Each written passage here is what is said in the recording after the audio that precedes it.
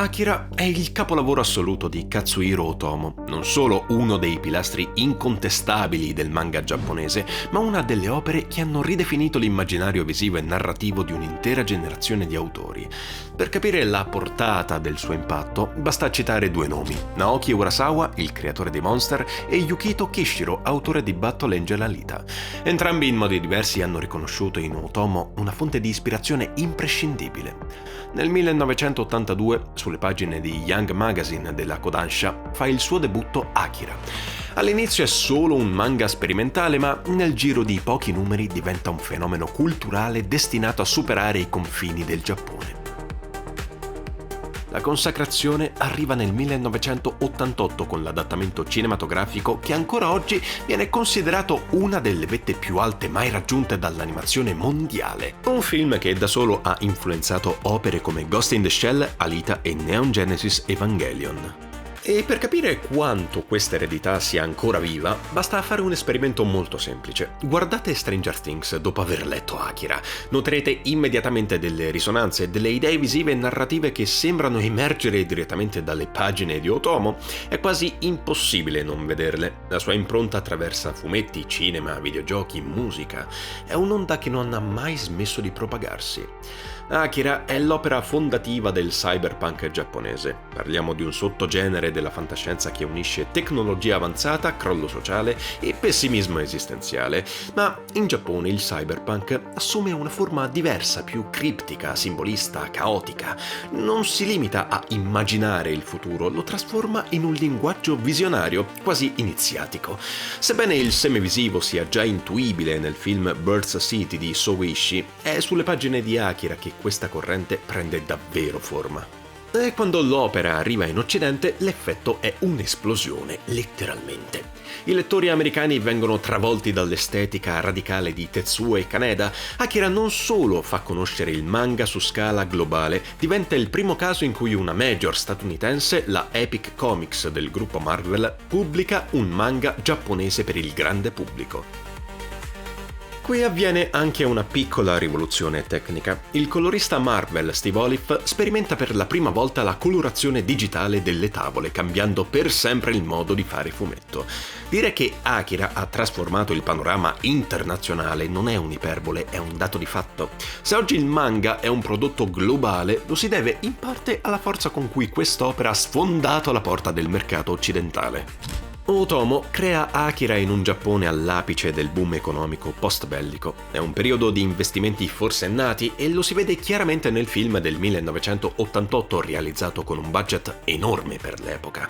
Ironia della sorte, pochi anni dopo quella prosperità si trasformerà nella bolla che porterà al decennio perduto degli anni 90, segnando la fine del miracolo economico giapponese.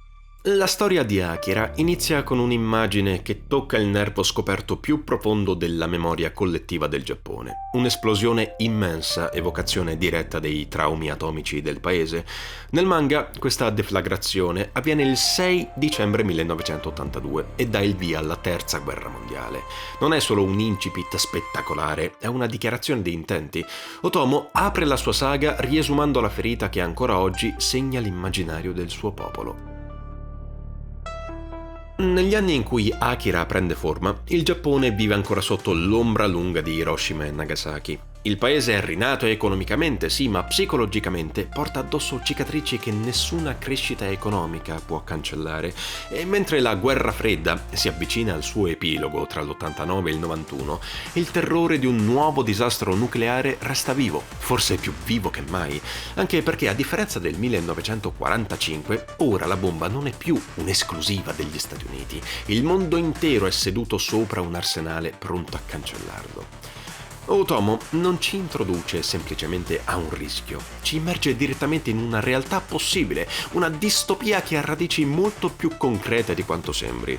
Akira inizia con il caos, ma da quel caos, 30 anni dopo, nasce Neo Tokyo, una metropoli costruita su un'enorme isola artificiale nella baia della vecchia Tokyo, quasi a volerci dire che ogni rinascita è inevitabilmente figlia di una distruzione precedente.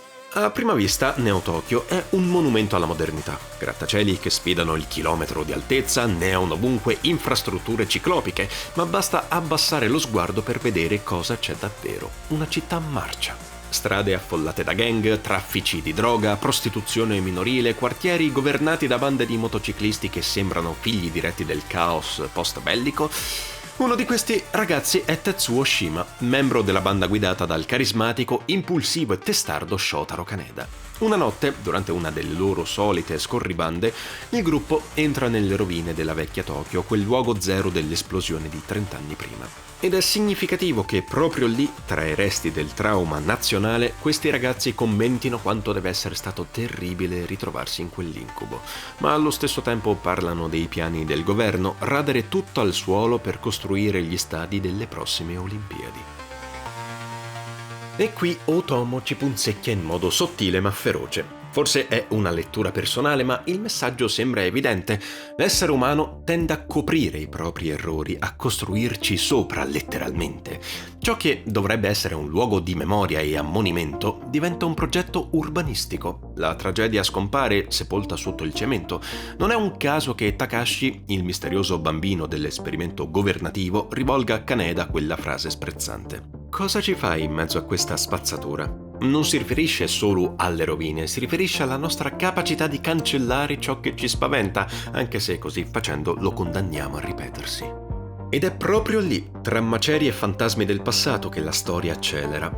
Per evitare di investire un bambino dall'aspetto inquietantemente vecchio, Tetsuo perde il controllo della moto e si schianta. Il bambino, Takashi, scompare nel nulla davanti agli occhi increduli di Kaneda, ma quell'incontro cambia tutto. Dopo l'incidente, Tetsuo manifesta poteri telecinetici devastanti, capaci di manipolare la materia stessa. Il governo lo nota immediatamente. Da anni, sotto il comando del colonnello Shikishima, porta avanti un progetto segreto dedicato agli Esper, individui dotati di abilità extrasensoriali. Takashi è uno di loro, reso fisicamente deforme dai continui esperimenti. Non è solo, ovviamente. Ogni Esper appartiene a una serie identificata da un numero inciso sul palmo della mano. Dietro questi bambini si nasconde un segreto ancora più grande: Akira. Akira era il numero 28 del progetto, un bambino con un potenziale psichico talmente immenso che nessuno riuscì più a controllarlo. Il suo potere esplose letteralmente, cancellando la vecchia Tokyo e innescando la terza guerra mondiale. Quando la situazione fu riportata sotto controllo, Akira non venne ucciso, fu ibernato in una camera criogenica sotterranea, nella speranza che nessuno risvegliasse mai più quel potere. Tetsuo però non è Akira, non ha né la stabilità emotiva né le basi per gestire un potere del genere, e quando si rende conto di ciò che si è risvegliato in lui, la paura lascia spazio alla megalomania. L'inferiorità di una vita intera si rovescia all'improvviso in mania di onnipotenza. È qui che Akira diventa una riflessione brutale sul potere. Ogni personaggio lo cerca, lo insegue, lo subisce o ne viene divorato. L'organizzazione antigovernativa di Ryu e del politico Nezu non è meno corrotta del governo che accusa. Le loro azioni non sono guidate dal bene comune, ma dalla brama di rovesciare chi detiene il potere per sostituirsi a loro. L'unico personaggio immune a questa spirale è Kaneda, ribelle, arrogante, impulsivo, sì, ma profondamente leale. In un mondo in cui tutti vogliono dominare qualcuno, Kaneda è l'unico che lotta non per controllo, ma per proteggere ciò che gli resta, i suoi amici, anche quando Tetsuo smette di essere Tetsuo. Tetsuo invece è la perfetta incarnazione dell'individuo che, appena mette le mani su un potere troppo grande, implode. L'inferiorità si trasforma in furia cieca e la furia, come sempre nella storia umana, genera distruzione. Akira è un ciclo continuo di questo principio. Ogni atto creativo nasce da un atto distruttivo. Lo diceva anche Picasso: ogni atto di creazione è prima di tutto un atto di distruzione. Il manga inizia con un'esplosione e con la nascita di Neo Tokyo e finisce con un'altra esplosione che spazza via nuovamente la città. Ma l'umanità sopravvissuta, priva di tecnologia, governo, cibo, sicurezza, trova comunque il modo di ricostruire. Perché se Akira ci mostra una cosa, è questa: la distruzione è inevitabile. ma lo è anche la rinascita. A questo punto qualcuno potrebbe obiettare che dopo la seconda distruzione ciò che rinasce non è una vera civiltà, è un ammasso caotico di persone allo sbando, senza regole, segnato da violenza e improvvisazione. Ma qui ci sono due osservazioni fondamentali che ribaltano totalmente questa lettura.